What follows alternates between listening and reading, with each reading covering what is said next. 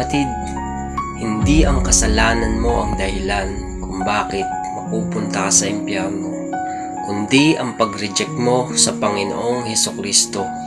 Kapatid, sabi sa Romans 3:23, "For all have sinned and fall short of the glory of God."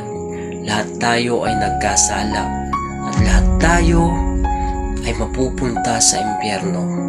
Pero napakabuti ng Diyos, kapatid, dahil binigay niya ang kanyang bugtong na anak upang kung sino man sumampalataya dito ay hindi mapahamak kundi magkaroon ng buhay na walang hanggan. Sabi sa John 3:16, "For God so loved the world that He gave the only begotten Son, that whoever believes in Him shall not perish but have eternal life." Kapatid, buhay na walang hanggan ang naghahantay sa atin pag nanampalataya tayo sa Panginoong Hesukristo. Kapatid, panandalian lang ang buhay natin dito sa lupa, pero pang matagalan na makakasama natin ng Diyos. Pang matagalan, kapatid. Kaya accept Jesus as your Lord and Savior.